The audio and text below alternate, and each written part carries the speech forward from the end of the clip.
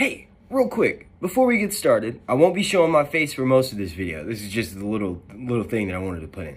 I try to provide everyone with entertainment throughout the long nights, and I think one of the biggest things that's missing from my channel is branding. Can you please submit to me some art? I'm looking for something to not just use for channel art and like a profile image here on YouTube, but I'm also looking for something that I could start putting on t-shirts. So if you enjoy my content, you enjoy my videos, and you're an artist, you're handy with the pen, please submit to me some of your creations over on Twitter.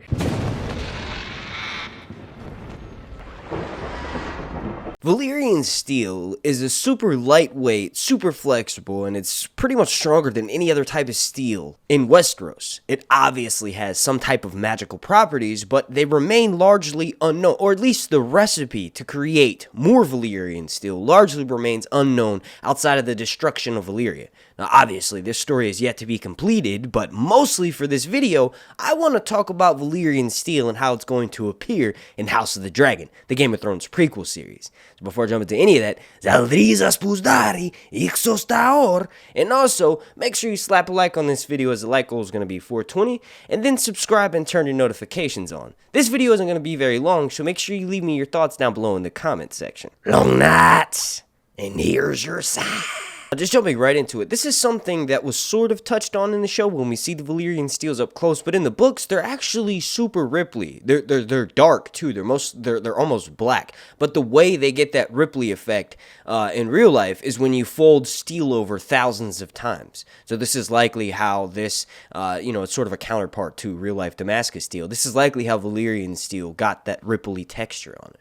Now, I guess when you put it into perspective, the ripply texture is nowhere near as interesting as the magical properties to Valyrian steel. The actual recipe to make more of it has been lost to time, right? So the society that was famous for making it, Valyria, died in something known as the Doom Valyria, where basically this long chain known as the 14 Flames, this massive volcanic eruption destroyed all of Valyria. And that's why most of the people that go there never return. A few people have gone there, but a lot of the great ingenuity and things that came from Valyria have been lost. Like, you get fused black stone coming out around that time. You also get Valyrian steel itself. So you can rework it. There are several people, like Toba Mott in specific, in the main series that was able to rework ice into 2 new Valyrian steel swords. But in particular, the Maesters are the ones who likely have, like, the secret to Valyrian steel, or at least somewhat. They probably have pieces of the recipe to it, right? So we do know that it involves dragon fire, we know it involves dragon glass, and we know that it involves folding steel over thousands of times, right? So that's probably the gist of how to make Valyrian steel. But all of that aside, let's get to how this will impact the new series. So in particular, way back in, I think it was July, Ryan Condal was on his podcast, Props Podcast, and they're talking about how there's going to be 3 new Valyrian steel swords that are going to be brought in for this series. Now, not necessarily new as in like they're just made and created for this universe, but like ones that we've never seen on 4. Ones that we've never seen on screen before. In particular, we've already seen 2 of those, and then really kind of 3. So what I'm talking about here is in the House of the Dragon teaser trailer, we saw Viserys gripping Blackfire. We also saw Dark Sister being swung by Daemon in this tourney, and we've seen Dark Sister in these leaked images.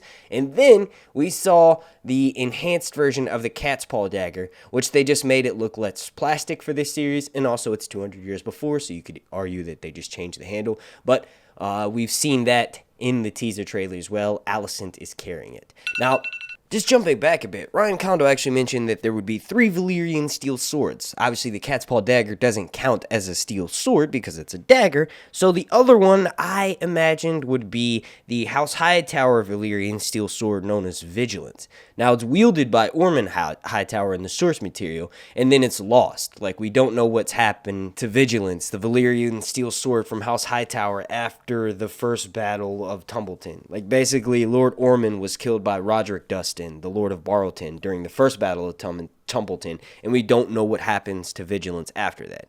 So the fact that, Condal mentioned that there's going to be 3, I think that sword is pretty significant. There are a few others, but one of the most interesting things that Vigilance is used for by Ormond Hightower is that he actually uses it to knight Daeron the Daring Targaryen, which is kind of like a debate on whether we're going to get him. He's one of Viserys' other children, and if he is on the show, that'll be several Targaryens that look very similar, that ride dragons, but if he is used on the show, I think that would make sense if Vigilance is the other sword, because basically, Daeron the Daring gets knighted by Ormond Hightower after something known as the Battle of Honeywine, where basically during that battle, Daeron used his dragon Tessarion to turn the battle into the favor of the Greens. Now, just to really super run through my thought thing video, not a script, the notes that I talked about, right? So Valyrian steel is this super lightweight, incredibly strong steel, which the recipe has been lost to time. There are ways of reforging it and reworking it, but for the most part, I think the actual prevalence of Valyrian steel is going to be more of a thing for this new series. The main reason being is because several of the key ingredients for it are just much more prominent during this time. Like, just to relate to how close this is to Aegon the Targaryen, right? So you have the king in power right now, Viserys, who's the grandson of Jaehaerys. Jaehaerys is the conciliator, who's the longest running Targaryen king and arguably the most impactful.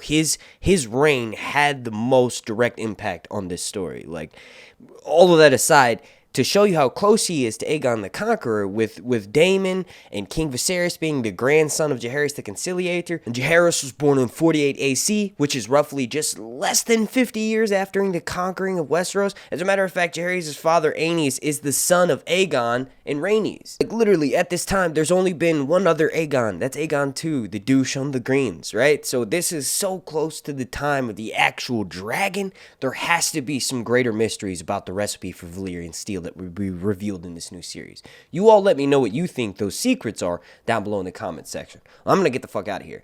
I want to thank you all so much for watching. My name's Mark, and a super special shout out to every single member of my Patreon family over on patreon.com/SirHuntsReviews, and a super special thank you to every single person who's watched this video. Once again, my name's Mark, and this has been Sir Hunt's Long Night Reviews.